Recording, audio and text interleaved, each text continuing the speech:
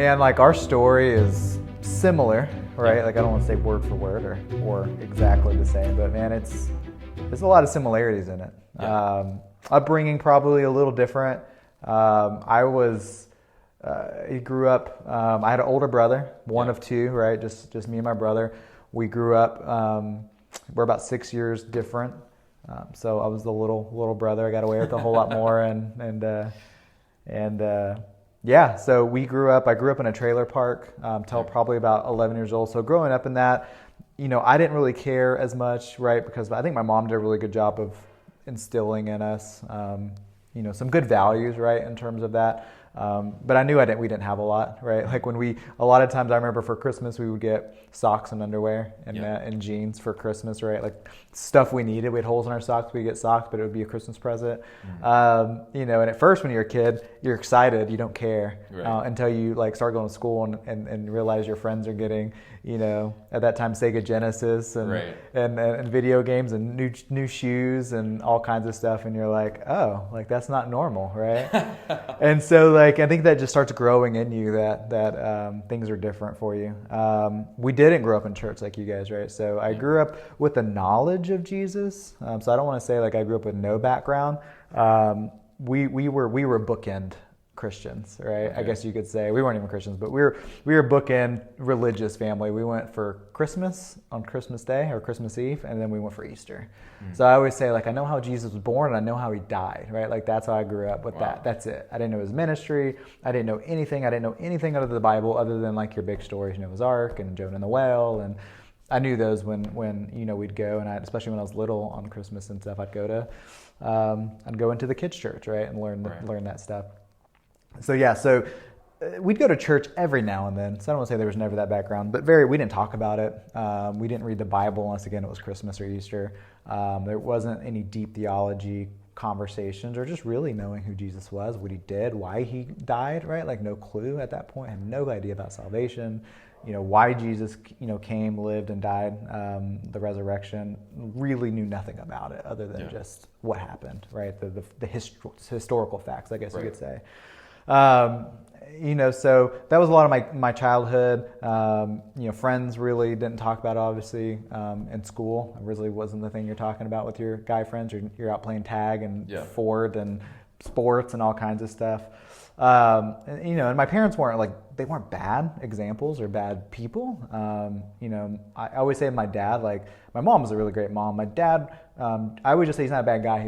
He just wasn't a good dad, right? Like we talk about all the time. We felt from a very young age like we were born to be a dad, right? Like it was just this instinctual thing of like where it's excited when you even get in that place. I love, being in kids' church as an adult and be able to like pour into these kids, and like I can't wait till it's my own, right? To really show that. Terrifying, but I'm still super excited, right? But my dad just didn't have that. Like he just was not. It just wasn't.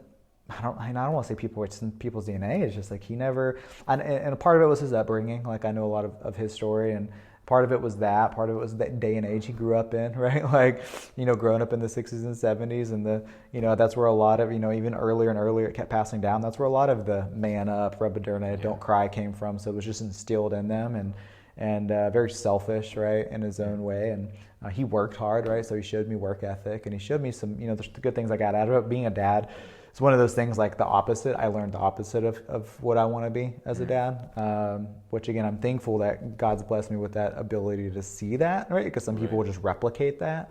And so the one thing my parents, you brought it up, man, they would have some screaming matches. I mean, just earthquake, 4.0 on the Richter scale type screaming matches. And as a kid, I had no clue what to do with it.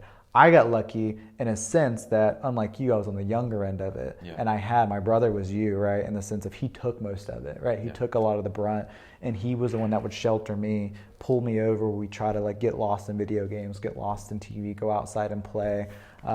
get lost in those things. Because most of the time it wasn't about us, right? It wasn't like at us, it was them. And we lived in a trailer, man. You can't get away from that. Like, you're not going in your room and shutting the door and you drowning it out. Like, literally, my parents' room was here, my room was here, my brother's room was here. It's probably a total of, it was 800 square feet in this trailer, and it's like long, right? Like, you're not getting away, right? And thin walls, right? There's nothing, no sound, sounds penetrating like crazy. So, there was a lot of that, and growing up, and as a kid, you just don't know. Even though it's not at you, it's still like you're in the middle of it. Yeah. And so like just a lot of not really understanding what that is. But then I had my brother there. Started getting into school and trying to find who I was, right, as a kid. I from an early on age, I loved theater, right? I loved acting, being in that. I remember writing my own plays, right? Like just writing my own scripts. We're gonna be doing those, right? Yeah, yes, we are. Anybody who watches, absolutely, let's do it. We're gonna do one act plays. Yeah. No. It's funny, like, I'm not skipping ahead, but like my wife now, like, just that's who she is, man. She loves that stuff, and like we that's what we do all the time. But I didn't really fit in because my friends were sports. My dad pushed me into sports because he was, the Uncle Rico type, if he could throw a football over the mountain, and he wanted to live through me and wanted me to play sports. So I got into sports. I like sports, don't get me wrong. I love playing basketball. I love playing football. I have so fond memories of my time playing football. I played baseball.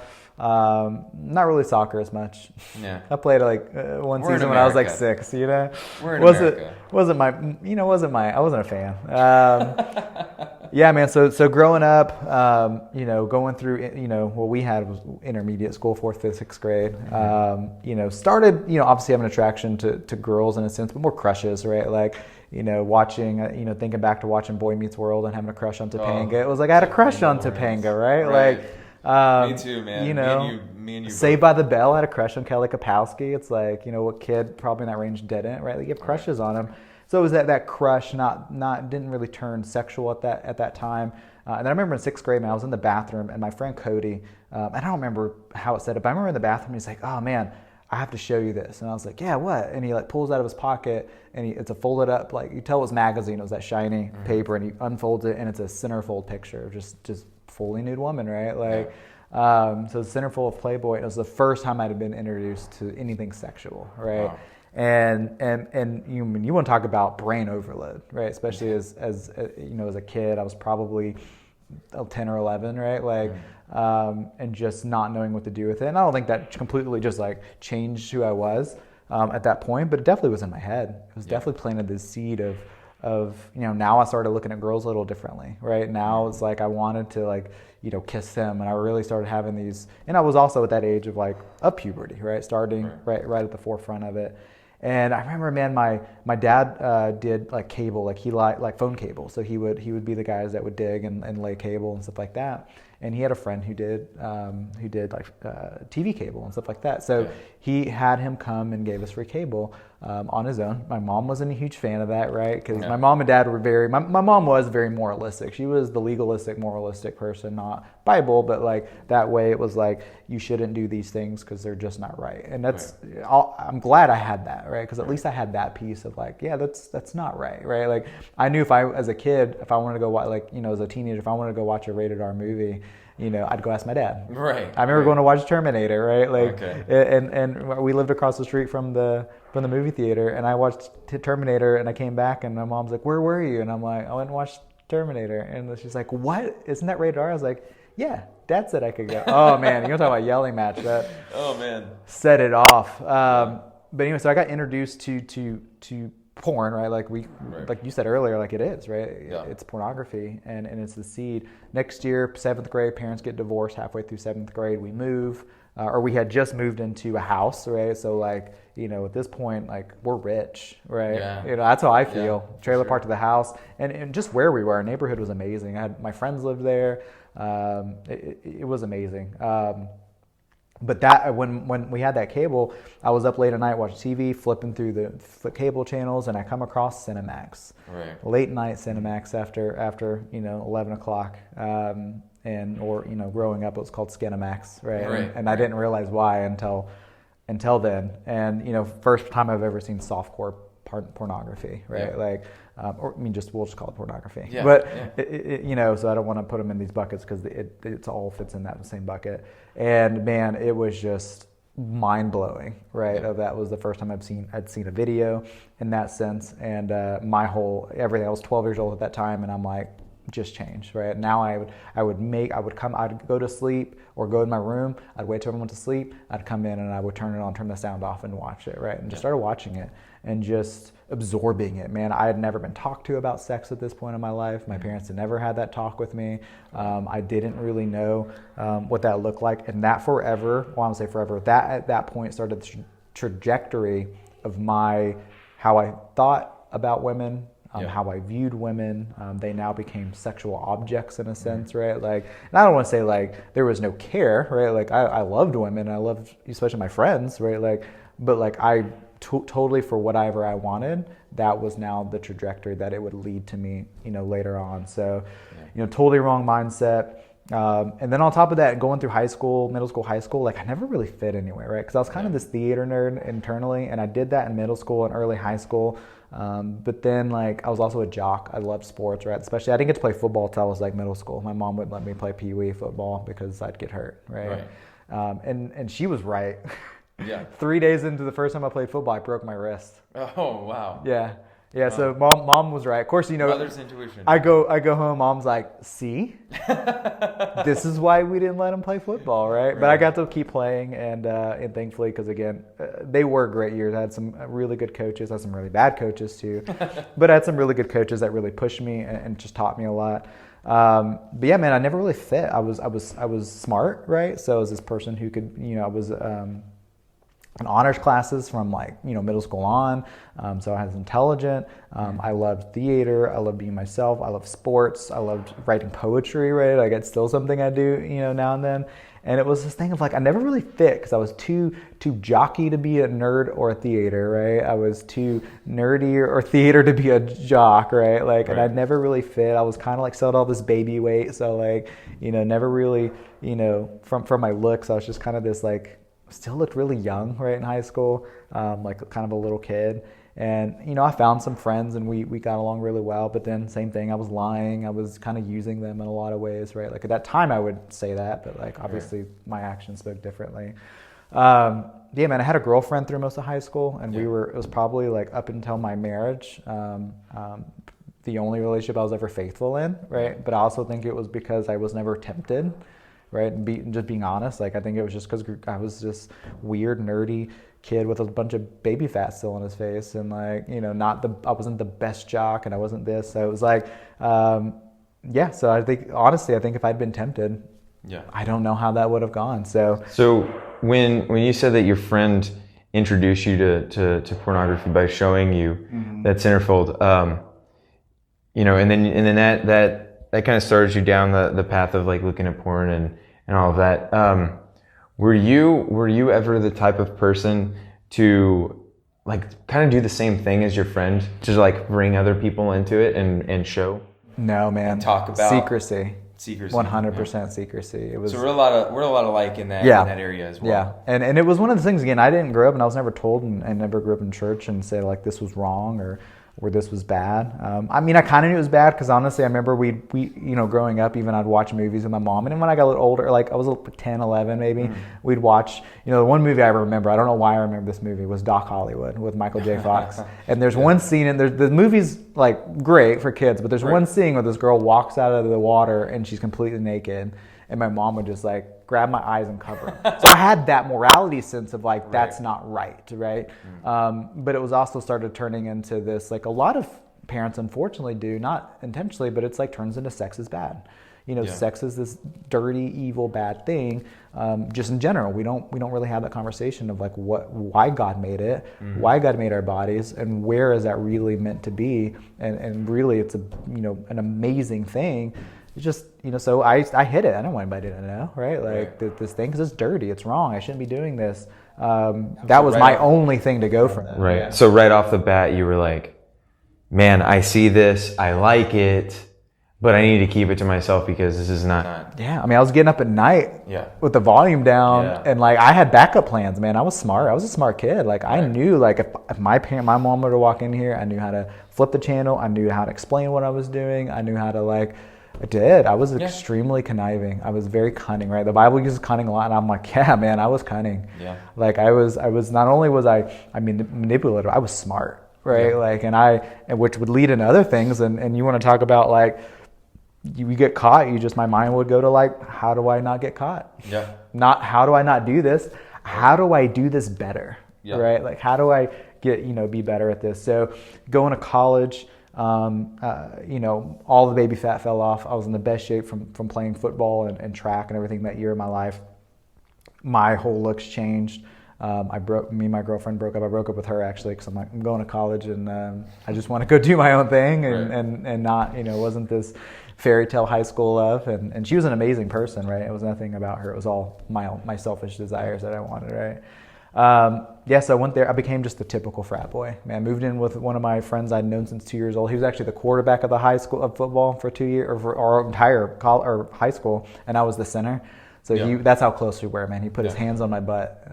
Is that what we're gonna be doing? Probably not. I don't think it's we haven't done that. It's not a prerequisite to be friends. Yeah. And so we went out. Fine. And man, we were. He was a great friend, man. In that moment, like we loved partying. We created this great group of friends, and like, but it was like 4 or 5 nights a week. And I'm not talking about just 4 or 5 nights a week hanging out. I'm talking about 4 or 5 nights a week, blackout drunk. Yeah. And back then, drinking wasn't just to like casual drink and social drink. It was like, how quickly can I get drunk? Yeah. How quickly can I just feel that like that buzz, right? Like, and unfortunately, I mean, a lot of people do that in college, and so you kind of justify it because it's normal, and you go to frat parties and everybody's, doing keg stands and drinking, and it's just normal in my world, right? And so, yeah, man, partying, women, just, finding girls to flirt with, to hook up with. But I still always had this moral ground of like, I didn't just always want to have these one night stands, right? Like I almost wanted to just know they liked me, right? And then like I would still do it every now and then, but most of the time I wouldn't, right? I would just, and that was where I justified like what I'm doing isn't really bad, right? Because I'm not going that far, right? Like, so yeah, man, I always just that was my line, right? I didn't really draw a line in the sand, but it was like, because I would cross it a lot, right? There's times I would cross it. But yeah, but I always felt like I felt empty, man. I just, that feeling anybody has, it's like kind of like what you said, where those magazines became not enough, right? Like, because it's not feeling anything. It's filling it for that. So I always felt empty. I didn't know why. Me and my best friend had a falling out. We got evicted from our apartment.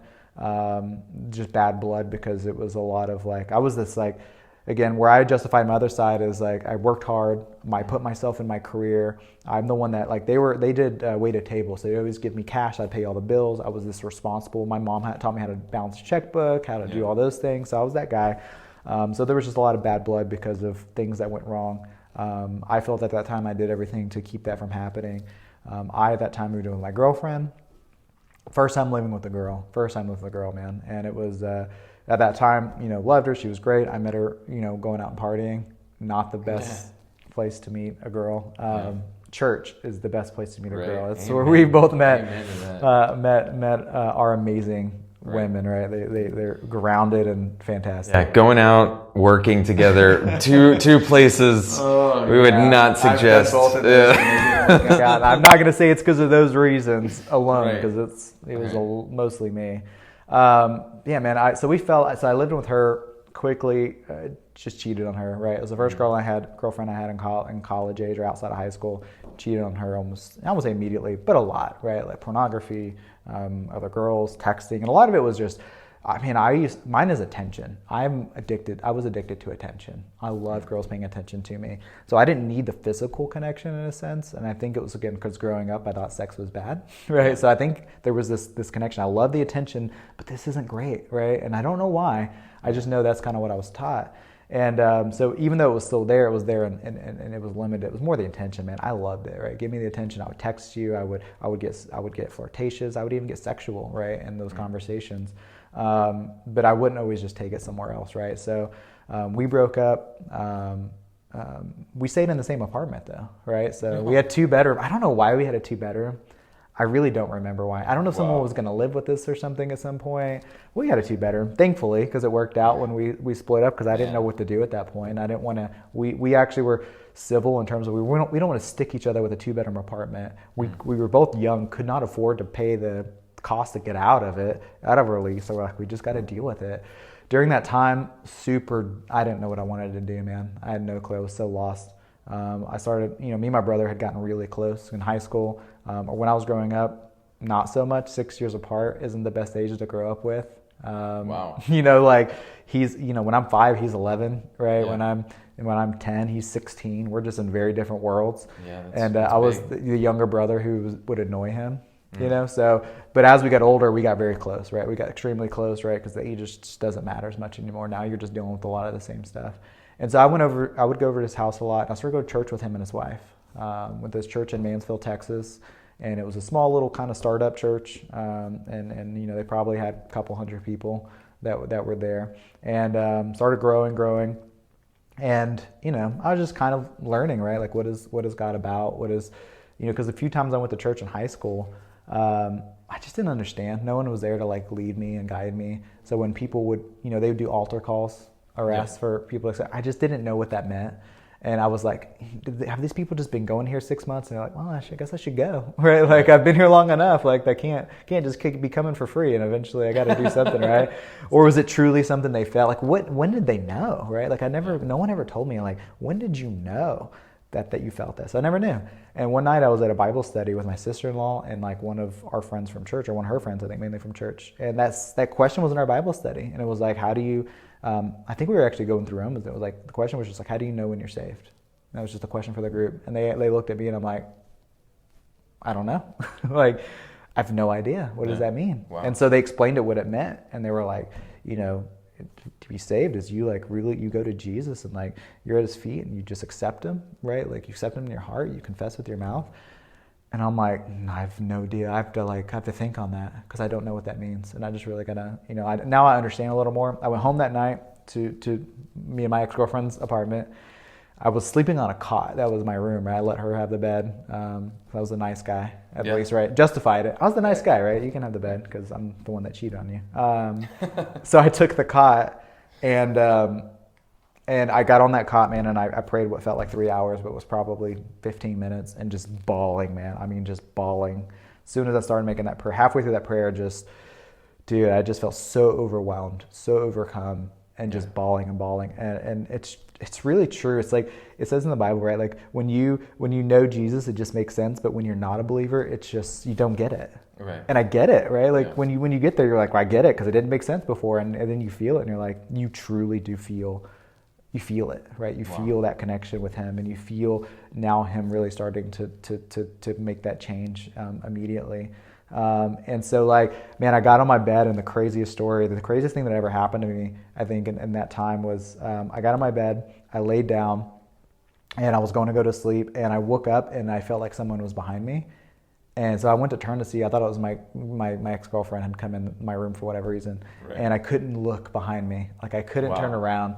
And so I'm like stiff, right? Just sleeping like that. It's a cot. You couldn't really turn a whole lot. So it's like sleeping with my hands behind my back or on my side. Couldn't turn my neck. So my immediate thought was just like, it just didn't feel good, right? Yeah. Something felt off. And so I just started screaming. Couldn't scream. It literally was like someone had their hand on my mouth and their hand on my throat. Like it just muffled. And so I'm freaking out, man. So like I had just given my life to Christ. So my thought next was like, I'm yelling for Jesus, man. So I just started yelling Jesus' name. Still couldn't get it out, but I didn't care. I just like was over and over and over and over again. And eventually after, again, what felt like an eternity, but was probably 5 minutes, it finally broke through, and I was just yelling Jesus' name, right? 5 minutes is still a long time. It is a long time to be in peril, fear, man. And I just finally was yelling his name, and I just felt like whatever was keeping me completely locked down was just all gone. The presence that I felt in the room was gone. And I turned around, nothing was there. I got up, door was locked. Girl, she wasn't there, no one was there.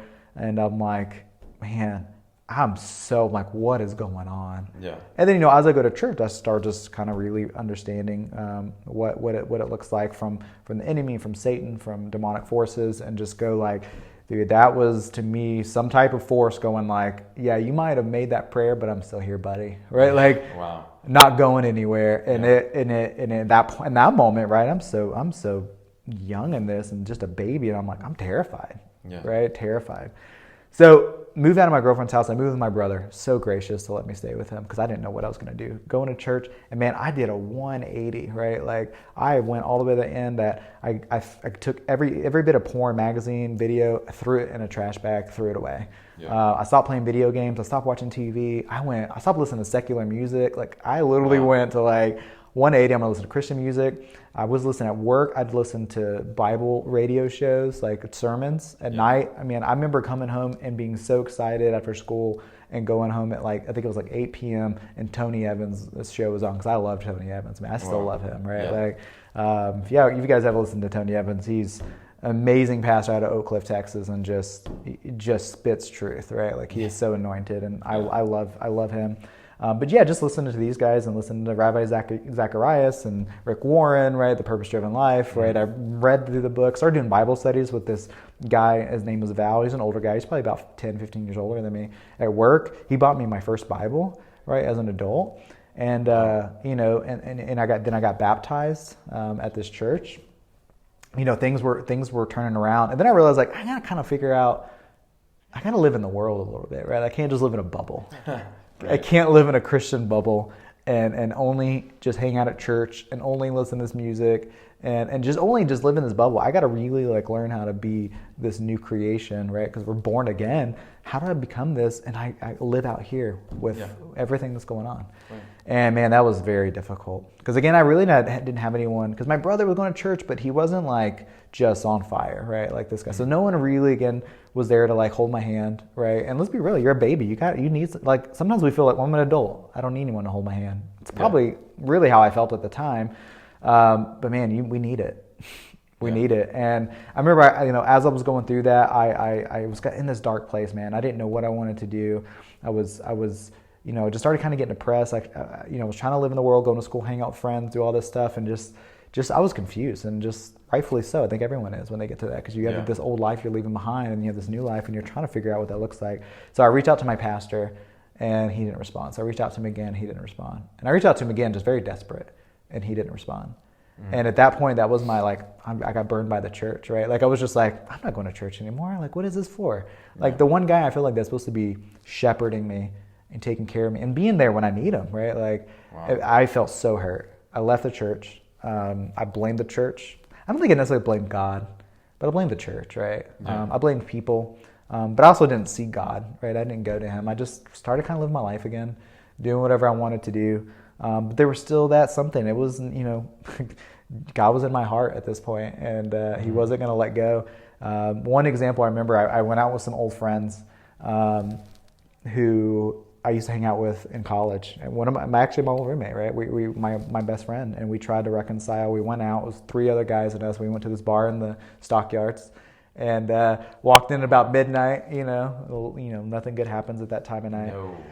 And we knew the bartender, ordered a drink, and I was standing like about half a foot behind them, and just had this kind of outer body experience a little bit, not really, because, but it's what it felt like in a sense. And I just was listening to them, and they started talking about these women, and the one of them was commenting on this pretty girl, and like, not saying it in such a nice way, right? I don't remember exactly the words, but I know it wasn't the like, she looks like a really good person, right? Like, and it wasn't. And and I remember standing there going, what am I doing? Yeah.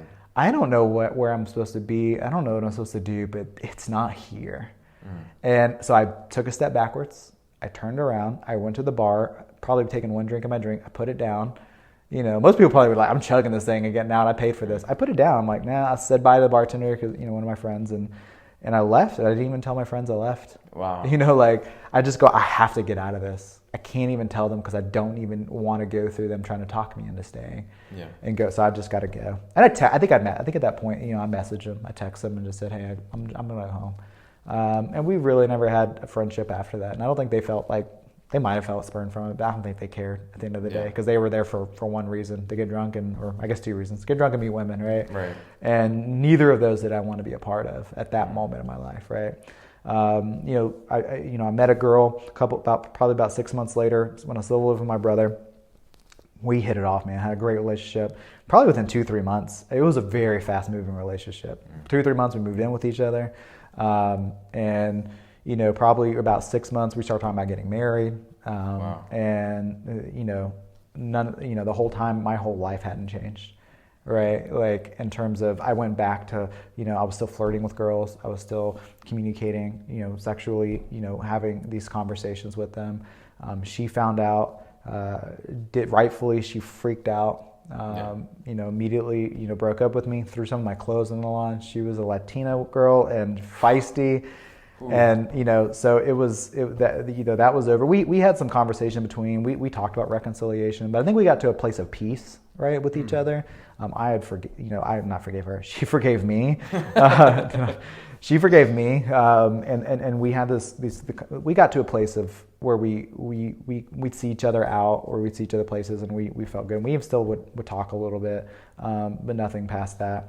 And I had a fork in the road, man. It was, I knew I can go back to this, but I still feel burned by this in a sense, or I could just go do whatever I want to do. And that was so easy to me. Yeah. Like, that was so comfortable. Just to keep on doing what you. My best friend at that time, we started going out. Now I had money, right? Because I told you I focused on my career, right? I did. Career was the one thing I would never ever sacrifice in that moment. It was my thing I hung my hat on through all that. So like, girls can break up with me, I could hurt them, and even though I had remorse and felt bad, like I would continue to do it. My career is like, I'm successful here. As long as I could say that, like I always had something to go like, okay, I'm at least I'm successful in this, right? I'm not just a total screw up. So like I had money, so now we're going out bottle service, tables, not good because, women want to be a part of that. Not, again, women that you should probably be, taking home to mom, right? Like I never did that because So, I just kept going, and just going back and forth. And that just, probably that was late 2000s, and, that didn't go well, right? Mm-hmm. Like just dug deeper, chose the wrong fork in the road. And I ended up moving to Colorado in 2010. And my mind was, and we'll talk about this more because it's important to me, man, is we as men, and I think just as people, we try to change our behavior and our life out of circumstance. We say, if I take myself out of this circumstance, this relationship, this place, this job, and I move it here, I'll change. Right? And it's like, no, that's not how it works. Right? You don't just change your circumstance and all magically your behavior is going to be different, right? So that's just what I thought. I went to Colorado, didn't know anybody, fresh start. I got the transfer with work, so I was still making good money. Started going to church. I made that decision, like, I don't know anybody. Started going to church. I'm going to meet people. I'm going to give it a shot. It was an amazing church, right? Pastor was amazing. He had lunch with me immediately. Got to get to know me. I started volunteering for kids ministry, and then I just never connected with anybody, right? Like I'd go to these groups and I'd talk to people, but it was no community. It was very cliquey. It just felt like high school, right? Yeah. Kind of what it felt like. The pastor was amazing. And probably my fault for not, apprising with that. I don't think he really knew what it was like. And maybe he did. I don't know. I'm assuming a lot. But so I kind of just started doing my own thing again. I met some friends that lived downtown. I lived downtown. We'd go out and party, not as frequently as I did before, but we'd go hang out a lot. We'd do a lot of brunches and just, drink and just, again, get drunk and just have fun and just do shenanigans, right? Like just do guy stuff. And, again, that leads to again, especially when you're poor, you don't have that sober judgment, right? Yeah. Like, man, just texting people and all kinds of stuff, making promises to people that I couldn't commit. At that point in my life, I lived in a 22nd floor condo in downtown. I drove, a Jeep SRT8. I had a great job. And a lot of people from the outside in would be like, this dude has got a good life. Yeah. I mean, people have told me that. They told me that in that moment. And I'm looking at him going like, I'm so lonely. Dude, wow. I'm so empty. None of this has filled anything. Like I still have this gigantic hole in my life. Yeah. And I don't know why. And So I didn't really date anybody. I moved back. I got in a relationship when I moved back from Colorado. So this is like 2014 now. I came back. I was traveling a lot. I wasn't going to church at that point. Like I never really committed to church after I got burned that first time. Never really fully committed. Never dove in. Tipped my toe in the water a little bit. Right. But that's about it. I got in this relationship. We met online. She had a son who was about 3, and we just again connected, right? Like, and it had been now several years, probably 6-7 years since that other issue. I'd never really had a girlfriend during that time, and man, we just hit it off. And again, moved quickly. Probably within 6 months of us meeting overall, like. We moved in together. I became dad in a sense because his dad really wasn't there. And man, I loved it. Like that was, I taught him how to read. I taught him how to tie a shoe, right? I taught him like how to throw a ball. I taught him like these things like you want to do with a son, right? Like, yeah, those are big. And he was also like me. He loved like theater type stuff, and he loved just being goofy, and he was just always that like kind of class clown a little bit. And so I was like, oh, this kid's very similar to me, and it's not even mine. I loved it. Like I just had this instant connection. But also like I've always had this heart for kids, so I would go out of my way for him. And going through our relationship, eventually I left my job and we started a business together. Right, so I was committed. I was all in. We got engaged, right? I proposed to her. I'm all in. And then I continued to do the same stuff, man. Texting girls, being sexual with them, flirting with them. Never physically cheated on her, but I cheated on her, right? Like, and again, in the moment, I'm like, yeah, but I'm not doing anything. Right? Like, it's just words, right? Like, I didn't physically go and hook up with anybody, right? And she's like, it doesn't matter, right? And I totally agree with her now. Right? In that moment, though, I still, even when I'm like, spilling my truth and asking for forgiveness, I still in my head go like, yeah, but it's really not that bad. Like I really just never really felt like it was in that moment. It was never bad enough to look in the mirror and go like, you gotta fix it. You gotta do something different. It just never got bad enough, right? So she didn't leave me, right? Like she didn't do what every other girl in my life had ever done and turn tail. She said, if I leave you and you make changes and you become a better person or fix this issue, and then go meet someone else, like, then what's all that for me? I still love you, right? I still want to be with you. So like, I'm going to walk with you through this. So have someone look me in the face and say that. No one's ever done that before. That I was aware of at that time. Like clearly Jesus did that for us all, and in that way. But like as a human, like no one's ever looked square at my darkness and knew all of my darkness and sin and goes like, I want to walk this with you. I was like, wow, that's amazing, right? So I white knuckled it as hard as I could. Eventually, when you're white knuckling something, you let it go. Right? Like you can't keep holding on to something. Eventually your hand will go numb and you just let it go, even if you don't want to. You let go of it. And so I did. And eventually, relapsed in that. And again, was texting girls and responding. And again, for me, I didn't go seek that. Like I don't know, but for me, I didn't go seek that, but I loved the attention when I got it. Right? I didn't shy away from it. I wouldn't be like, hey, this is wrong. I'm in a relationship or I'm engaged or this or that. I just responded, right? And I responded in words because in my head, I kept justifying it's not that bad. I have no intention of meeting this person. I have no intention to, them coming over here and defiling my house, right? Like, again, my line was there and I held that line, but that line was terrible, right? Fast forward to 2017 and she comes home. She says, I got to talk. We need to talk. She said, I can't do this. Calling off the engagement, and she had met this guy, and she didn't cheat on me, and to all my knowledge, and I believe her when she says that she didn't. But she had met this guy who had gone through this dark time, had found Christ, and in her mind, her view of Christians were always people who went and got drunk and went out and did whatever they wanted to, did drugs, and then went to church and said, "Hey, forgive me, I'm good." And so her view of that was like, "Oh, you just need God as a crutch." Right? Like you just need God as a crutch to be good because you can't be on your own. And like, if that's religion, if that's Christianity, I don't want any part of it. Right. And then she also grew up Mormon, and she knew that wasn't the way, right? The way she grew up, because again, she grew up with a stepdad who would preach all the Mormon values and then turn around and like get drunk and cheat on her mom and like beat them and just not be a good person, right? Wow. So she's like, that's not right. Like this person has no moral compass in terms of that. So like if God's not gonna give you that, what am I gonna get out of it? Mm-hmm. And so with this guy, it kind of opened her mind, because like, well, this guy went to jail, right? Like for crime, like for felonies, and then he's now just happy and joyful. Wow. And so she wanted to see what that was about. And it turns out like he wasn't so happy and joyful, and he still had a lot of this darkness that he hadn't got rid of, and just really and let that go. But she's like, I'm going to go on this spiritual journey, and I just really need to figure out what this is about. Yeah. And so I sat there going like, I know God, or I thought I did. Yeah.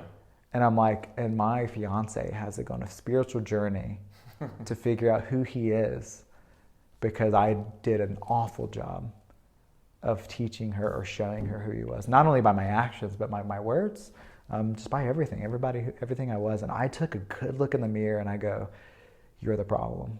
Yeah. Like you made these choices, like you've got to figure it out. And then again, now I'm at a place where like fork in the road. So fork in the road, I go, like she's in here starting to listen to Christian music, and I see her like reading the Bible, and I go, I gotta go to God. I have to figure something different out. I have to do something different. And I didn't know what that looked like. And it was, again, maybe at that time it was just grasping for a straw, right? And so I did. I started meditating. I started praying.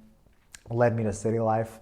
I was going to a bunch of churches. I had no plan on coming back to City Life, and I liked it. Yeah. I liked City Life, but I was just going to keep going. I guess I was looking for a sign, right? Like we always say, I was looking for a sign. I was praying, so I started praying, and God's like, "Yeah, you need to go back." I just really felt it in my heart to go back, and I went back. It was Connect Group Sunday, so there were all the new groups for the fall semester coming out. I joined a sports group where we played ultimate frisbee and soccer. And that's where I met a lot of my friends that I'm still really good friends with now. We're just in this social environment. I went to a men's group, got a part of that. I dove in, started serving. I had lunch with the pastors. Every single pastor in 1 week I had lunch or coffee with, which was so easy to do. I reached out to all of them, and they were immediately like, what are you doing tomorrow? Yeah. And I'm like, okay, that's great. And I was, we had our business, right? So it was like, I had the time. I didn't have like an 8 to 5. So went into that full force, and man, it hasn't been easy every day, but it's been like growth after growth after growth, month after month, man. And God's taken me to unbelievable places. I haven't looked back. I still struggle with some of that lust and some of that attention. It was something even, and we'll talk about it more, even into my marriage that I struggled with. And man, when the first time I ever went to my wife and I was boldly honest with her, never in any relationship, I got caught and then I was honest. That's not honesty, right? Like that's just telling you what you already found. For the first time in my life, I got to look my wife in the eye and say, I have something to tell you that you don't know about. And so that was this freeing thing of like, I'm not a good person because of that, because I still hurt her. Yeah. But like I had to come to her and tell her something, and she had so much grace for me, and it was so, and ultimately God led me to freedom. Yeah. And some of these things that I've struggled with for, like you said, like 20, 25 years, 24 years of just struggle, literally white knuckling and not helping it. But it led me to City Life. Some of the most amazing friends I've met there. Met you, obviously, we talked about. Yeah. I met my wife there almost a year. Today is 11 months, man. 11 months of being married. And that's a whole other story we'll talk about, because our relationship has been a God thing from the beginning, right? Yeah. It's not a typical meet girl, fall in love, get married, right? Like it wasn't this typical happy story from the beginning. There's a lot of interesting stuff in there, and now we're here getting to do this, and man, I'm so excited. Yeah, me too, man. I'm so excited.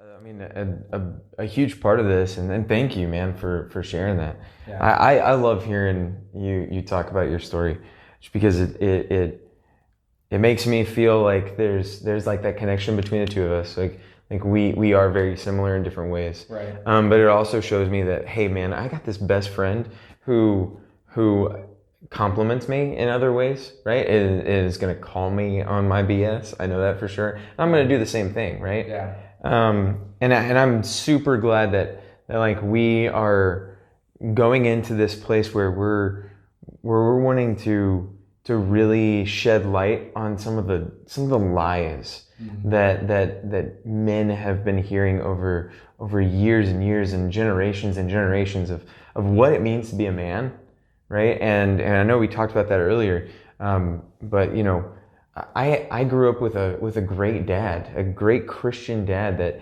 that was a great example to me, but he still said things that really instilled a lot of things in me of like what it means to be a man, right? Like when I played baseball, and baseball is something that we both really connected over. Whenever I played baseball and I got hit by a pitch or, you know, something like that, it was either don't rub it or rub some dirt on it, you know? Like if you're gonna rub it, rub some dirt on it. Dirt on it. Right. And you know, that's just kind of like father-son banter kind of deal, but it still brings a little bit of a message of like, look, boys don't cry, right? Men don't cry. Men aren't emotional. You know, the only emotion that a man should have is anger, right? And really, we've talked about this before of like, if you're asking a man like what kind of emotions do you feel on a weekly, daily basis, there's really like three of them, right? And it's like anger, hungry, or horny, right? And it's like, man, that's not emotions, right? Those that you're not digging down to what it really is to be a human. Yeah. You know? So it's these expectations by so many different things, right? Whether it be social media, our family, our friends, school, I already said friends. Everybody, right? Just from all angles that we get these expectations placed on us, right? These expectations of how we should feel, what we're supposed to do, how are we supposed to react. And man, it's a weighty responsibility, right? Yeah. And I think we do have a weighty responsibility, but I think it's in a different way, right? And I think Jesus showed us what that looks like, right? Like, one, he also took time, right? A third of his life he spent with the Father, right? He spent in solitude, in positive solitude, right? So when we think of isolation and solitude, we think of it in a negative way because our minds start wandering. It usually leads to things we don't need to be doing in a lot of ways. And but man, I think being able to have that connection and that rest and that understanding and that reflection, man, the expectations that we get, that we put even on ourselves, right? That no one else is putting on us, right? We put those expectations like no one expects that from you, right? Like no one expects you to be this person, right? Kind of like you growing up. Maybe there wasn't really this people expected, but you maybe put it on yourself. Who knows, right? Like we do that a lot as men. And you know, I listened to this podcast and it talked really about men and women, but it talked about we get scripts handed to us as yet little boys, right? Boys are supposed to play with cars. Boys are supposed to play with G.I. Joes. Yeah. Boys are supposed to like fishing, hunting, camping. Boys are supposed to like cars. Boys are supposed to like sports, right? Boys are supposed to like this. Girls are supposed to like this.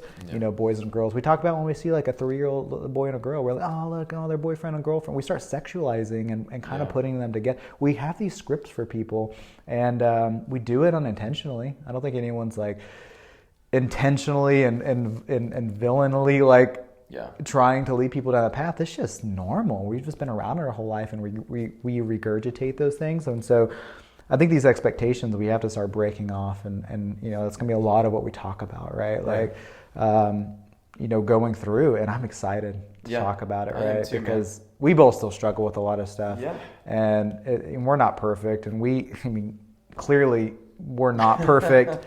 We're still not perfect. We're not qualified to sit there and lead guys and show them, how to be godly men from Jesus' standard. And that's why Jesus is the standard, not us, right? Like, Not even guys in the Bible, right? Yeah. Like Paul isn't even the standard to try to live up to. And Paul is, he wrote the majority of the New Testament, right? And it was all God ordained and God breathed, right? Like those words in the Bible are straight from God, right? Yeah. But Paul himself is not the standard to live up to. Moses is not the standard to live up to. David is not the standard to live up to. Those guys were human and they had a lot of defects like we do, right? But the one true, the only man that walked this earth perfect and should be the standard that we fashion our lives to be like is Christ. And I'm super excited about talking through some issues that guys deal with on a regular basis and really diving into, okay, what does Jesus say about this? How did Jesus respond to these different things? Because whether you have read it or not, like, Jesus experienced everything that we still experience to this day. He just went about it in a perfect way, right? And we should be trying to focus on doing that. So that's what I'm really excited about, like having this open dialogue, being able to even hear from y'all of if you got questions, if you have any sort of comments of different topics or whatever to talk about, like send them our ways, because we want to have that dialogue. 100%.